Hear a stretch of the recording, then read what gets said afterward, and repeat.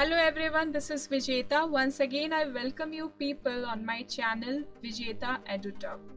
आज मैं आप लोगों के लिए एक नया चैप्टर लेकर आई हूँ. चैप्टर का नाम है the black aeroplane.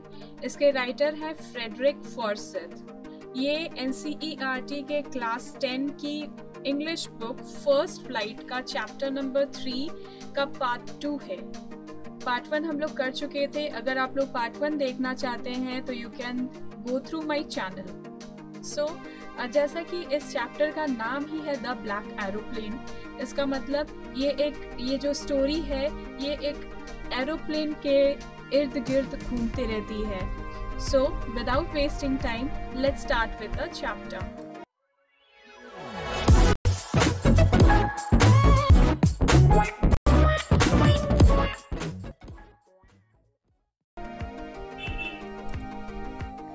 The moon was coming up in the east behind me and the stars were shining in the clear sky above me.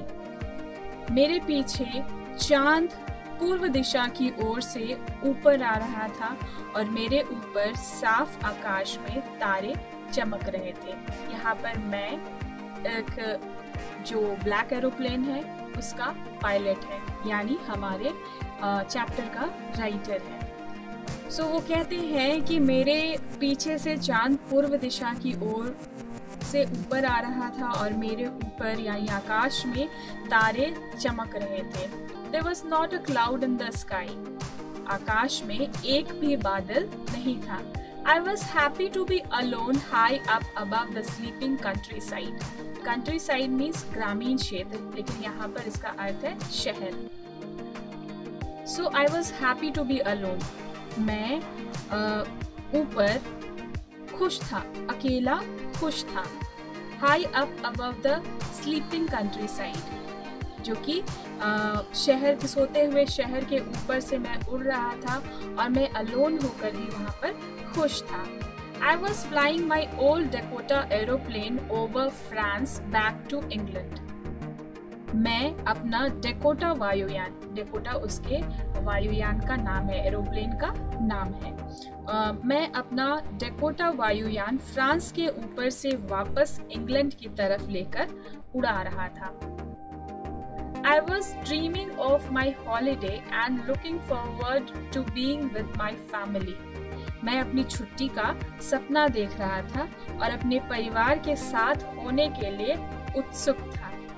I looked at my watch, 1:30 in the morning. मैंने अपनी घड़ी देखी और उस समय सुबह के 1:30 बज रहे थे. I should call Paris control soon, I thought. मैंने सोचा कि मुझे शीघ्र ही पेरिस नियंत्रण कक्ष से बात करनी चाहिए. As I looked down past the nose of the aeroplane, I saw the lights of a big city in front of me. जैसे ही मैंने वायुयान के अगले हिस्से से आगे देखा, मैंने अपने समक्ष एक बड़े से शहर का प्रकाश देखा. I switched on the radio and said, Paris control Dakota DS-088 here. मैंने रेडियो चलाया और कहा कि पेरिस नियंत्रण कक्ष डेकोटा DS-088 है. Can you hear me? I am on my way to England. Over. क्या आप मुझे सुन सकते हैं? मैं इंग्लैंड जा रहा हूँ. Over. The voice from the radio answered me immediately. DS-088. I can hear you. और रेडियो से आ रही आवाज ने मुझे तत्काल immediately यानी तत्काल जवाब दिया. DS-088 मैं तुम्हें सुन सकता हूँ. You ought to turn 12 degrees west now. DS-088 over. मैं अब तुम्हें 12 डिग्री यानी 12 डिग्री वेस्ट यानी पश्चिम की ओर मुड़ जाना चाहिए. DS-088 over.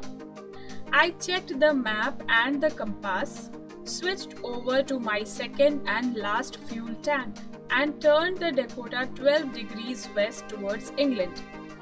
मैंने नक्शे में और दिशा सूचक यंत्र, कंपास यानी दिशा सूचक यंत्र को देखा और दूसरा और अंतिम ईंधन टैंक को चालू किया तथा डेकोटा को 12 डिग्री पश्चिम यानी वेस्ट इंग्लैंड की ओर मोड़ा।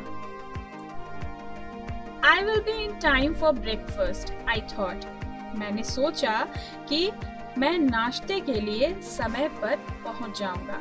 A good big English breakfast, एक बड़ा अच्छा अंग्रेजी नाश्ता। Everything was going well, सब कुछ ठीक चल रहा था। It was an easy flight, ये एक सरल उड़ान थी, easy flight थी। Paris was about 150 kilometers behind me when I saw the clouds. जब मैंने बादलों को देखा तो पेरिस 150 किलोमीटर पीछे रह गया था। Storm clouds, और ये थी आंधी वाले बादल, storm clouds थे। They were huge, ये बहुत विशाल थे। Huge यानी very big. They looked like black mountains standing in front of me across the sky. वो मेरे सामने आसमान में खड़े हुए काले पर्वत की तरह नजर आ रहे थे। I knew I could not fly up and over them. मैं ये जानता था कि मैं इनके ऊपर से नहीं उड़ सकता था। And I did not have enough fuel to fly around them to north or south. और उत्तर या दक्षिण की तरफ बादलों का चक्कर लगाने के लिए मेरे पास पर्याप्त ईंधन नहीं था। फ्यूल यानी ईंधन। I ought to go back to Paris, I thought, but I wanted to get home. I wanted that breakfast. मुझे वापस पेरिस लौट जाना चाहिए। I ought to go back to Paris. मैंने सोचा, I thought, but I wanted to get home. मैं घर जाना चाहता था। I wanted that breakfast. मुझे वो नाश्ता चाहिए था। I will take risk. मैं खतरा उठाऊंगा। I thought and flew that old Dakota straight into the storm. मैंने सोचा कि मैं खतरा उठाऊंगा तथा मैंने उस पुराने डेकोटा को सीधे आंधी में उड़ाया। Inside the clouds, everything was suddenly black. बादलों के बीच में अचानक सब कुछ काला हो गया, क्योंकि काले बादल थे। It was impossible to see anything outside the aeroplane. और एरोप्लेन के बाहर यानी वायुयान के बाहर कुछ भी देख पाना संभव नहीं था। The old aeroplane jumped and twisted in the air. जो पुराना वायुयान था वो हवा में उछला तथा मुड़ा। I looked at the compass. मैंने दिशा सूचक यंत्र देखा। I could not believe my eyes. मैं अपनी आंखों पर भरोसा नहीं कर पाया। The compass was turning round and round and round. वो जो दिशा सूचक यंत्र था वो गोल गोल घूम रहा था। It was dead. ये खराब हो गया था। It would not work. The other instruments were suddenly dead too. ये अब खराब हो चुका था, ये अब काम नहीं कर रहा था और जो और भी दूसरे यंत्र थे वो भी अचानक से खराब हो गए थे। I tried the radio. मैंने रेडियो चलाने की कोशिश की। इंस्ट्रूमेंट्स यानी यंत्र। Paris control, can you hear me? अब लेखक ने यानी पायलट ने रेडियो चलाने की कोशिश की कि पेरिस नियंत्रण कक्ष से संबंध स्थापित कर सके, लेकिन कोई भी कनेक्शन नहीं जुड़ा। उन्होंने कहा, पेरिस कंट्रोल, क्या आप मुझे सुन सकते हैं? There was no answer. कोई भी आंसर नहीं आया, कोई भी जवाब नहीं आया। The radio was dead too. Radio भी खराब हो चुका था। I had no radio. मेरे पास कोई रेडियो नहीं था। No compass. कोई दिशा सूचक यंत्र नहीं था। And I could not see where I was. और मैं ये भी नहीं देख सकता था कि मैं कहाँ हूँ। I was lost in the storm. मैं तूफान में खो गया था, आंधी में खो गया था। Then in the black clouds quite near me I saw another aeroplane. तभी मैंने अपने बहुत पास काले बादलों में एक दूसरा वायुयान देखा, एक दूसरा एरोप्लेन देखा। It had no lights on its wings, but I could see it flying next to me through the storm. इसके पंखों में, यानी जो एरोप्लेन के जो पंख होते हैं, उनमें लाइट्स होती है, लेकिन इस एरोप्लेन के पंखों में कोई लाइट नहीं थी, कोई रोशनी नहीं थी, पर मैं उसे अपने आगे आंधी में उड़ता हुआ देख सकता था। I could see the pilot's face turn towards me. मैं चालक का चेहरा अपनी ओर मुड़ा हुआ देख सकता था। I was very glad to see another person. मैं दूसरे व्यक्ति को देखकर बहुत खुश हुआ। He lifted one hand and waved. उसने एक हाथ उठाया और हाथ से इशारा किया, वेव किया। Follow me, he was saying, follow me. वो कह रहा हो कि मेरे पीछे आओ, मेरे पीछे आओ। He knows that I am lost, I thought. मैंने सोचा कि वह जानता था कि मैं खो गया हूँ। He is trying to help me. वो मुझे हेल्प करने की कोशिश कर रहा था। He turned his aeroplane slowly to the north. उसने धीरे धीरे अपना वायुयान उत्तर की ओर पेरो डेकोटा के सामने मोड़ा, so that it would be easier for me to follow him, ताकि उसके पीछे जाना मेरे लिए और ज़्यादा आसान हो, easier हो जाए। I was very happy to go behind the strange aeroplane like an obedient child. Obedient means आज्ञाकारी। मैं उस विचित्र वायुयान के पीछे एक आज्ञाकारी बच्चे की तरह चल रहा था और इससे मैं बहुत खुश था। After half an hour, the strange black aeroplane was still there in front of me in the clouds. आधे घंटे बाद भी वह अजनबी काला एरोप्लेन बादलों में मेरे आगे था। Now there was only enough fuel in the old Dakota's last tank. Sorry, यहाँ रैंक हो गया है। Last tank to fly for 5 or 10 minutes more. अब सिर्फ 5 या 10 मिनट तक ही उड़ने का पेट्रोल ओल्ड डकोटा में बचा हुआ था। I was starting to feel frightened again. अब मैं फिर से भयभीत होने लगा था।